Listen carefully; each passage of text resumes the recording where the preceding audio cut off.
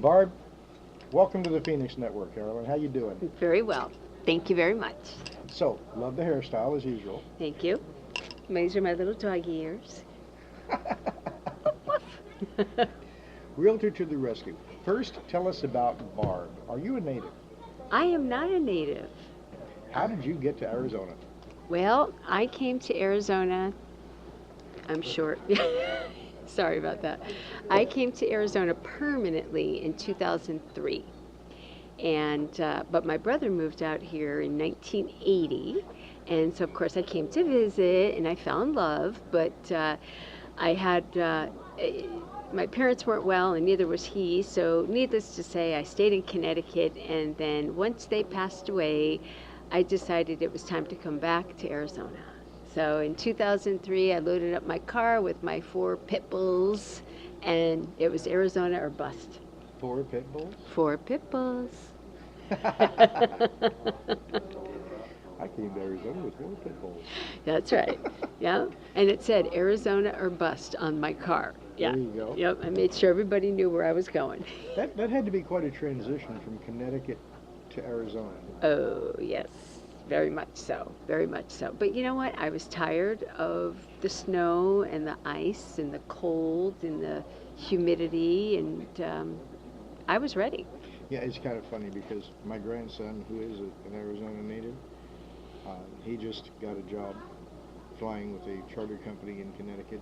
Why? And he's loving the seasons. Very true. The seasons, I got to tell you, every September I get homesick.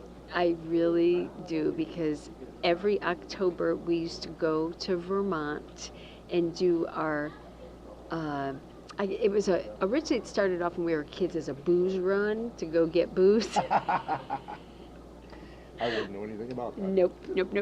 But as we got older and we enjoyed the colors, every year we'd load up the car with about 10 people and we'd go for pumpkins and cider.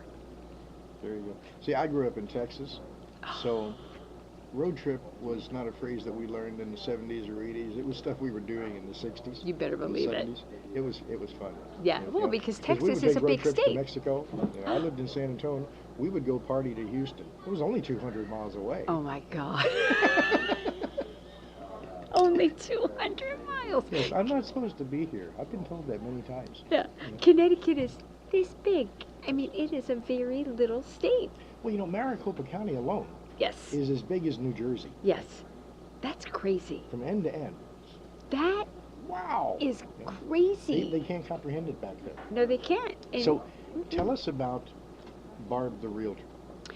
Barb the Realtor. Well, let's see. I guess I should start when how I got to be a realtor. Okay. And I was in the lending business. I started in 1996 part-time. And so I was trying to decide if I wanted to go full-time or not, and then one day I just did it. And so I was a lender, and I did FHA, VA, conventional, every loan that was out there, and then I got my broker's license. So I was doing it in Connecticut, and then when I moved out here to Arizona, I got my broker's license, and then I opened up Forsyth Mortgage Group, and I did that for about 7 years, and then the market crashed. And those were not fun times.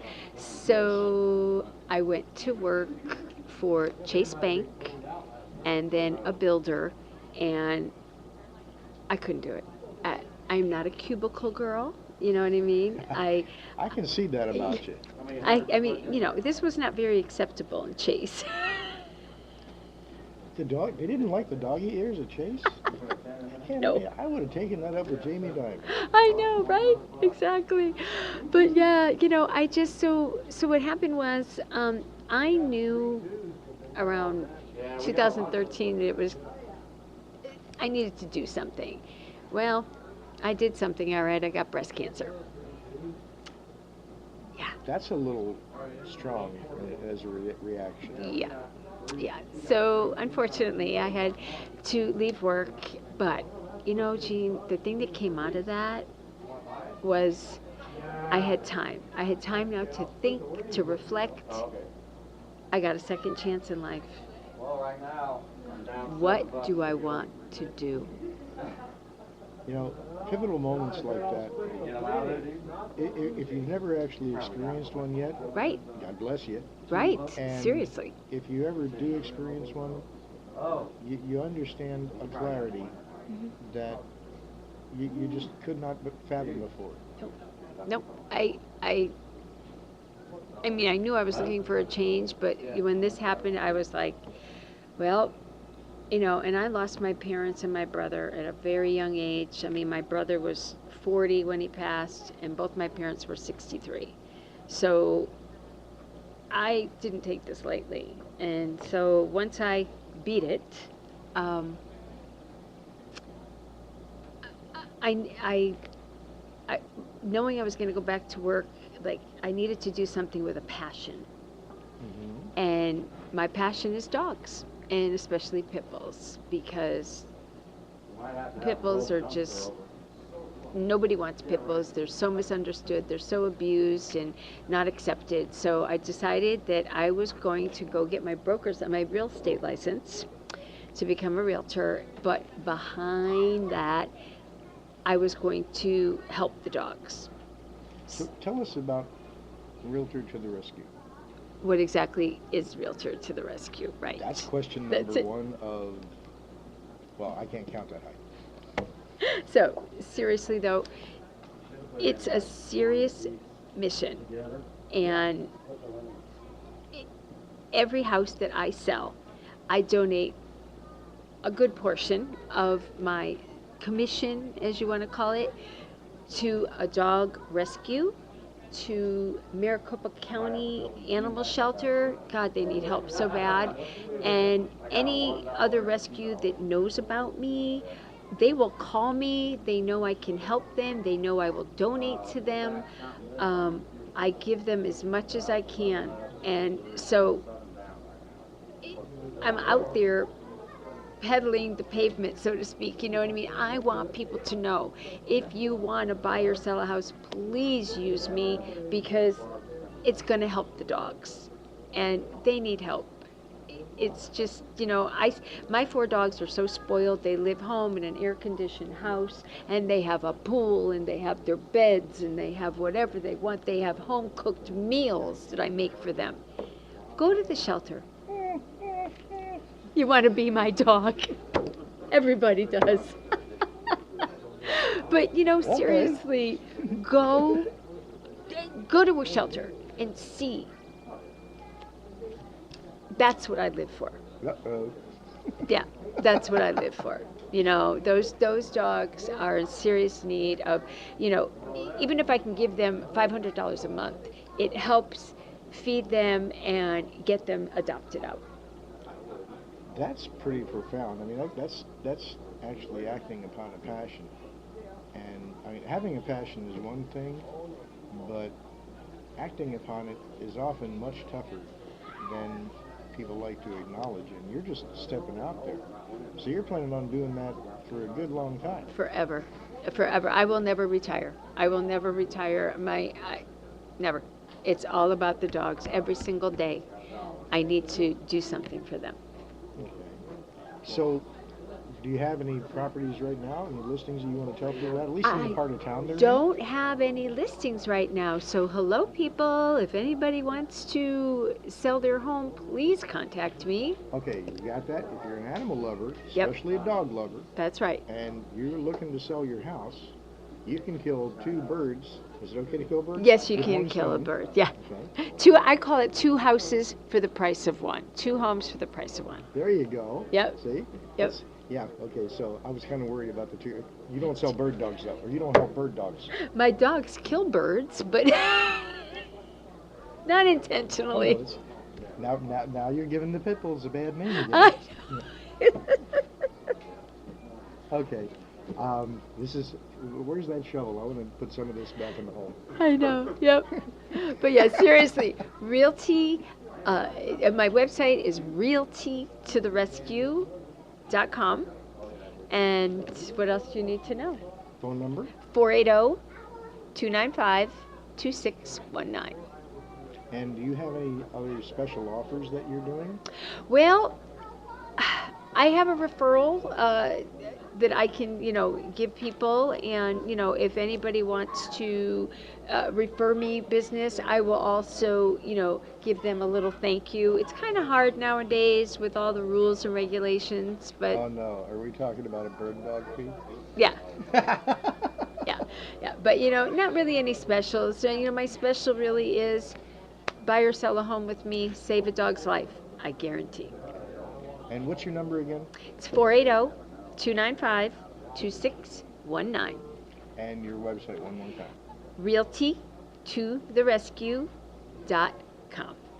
Okay. And if you had anything that you wanted to convey to people is in the way of say a parting message, like a slogan, something to serve as a trademark, what would it be? Well, my little, I have two things. It says, buy your home, blah, if I can talk. One of them is saving dog lives one house at a time. And then the other is buy or sell a home with me, save a dog's life, I guarantee. Buy or sell a home with me, I save a dog's life, guaranteed. That's it. Excellent. That's pretty cool. I love my dogs, and I know love dogs. You don't know how much I enjoyed having you here. Thank you so much. Yeah. Thank you. Some great nails. Yeah. She's got some great nails. Rihanna Miles. Your dogs are going to be jealous. Oh, they love these. They're the little butt rubs. Not going there. There's not a dog that doesn't like to have his butt scratched. That's right. I'm a dog, I can tell you. I love it. Thank you so much. So talk to us some more about the pit bulls. Because, a lot of people have this Yes. sense of pit bulls, like a pit bull, oh my God. Oh my God, it's a pit bull. Let me tell you about pit bulls. They are the most gentle, most loving, most affectionate dog. I'm not kidding.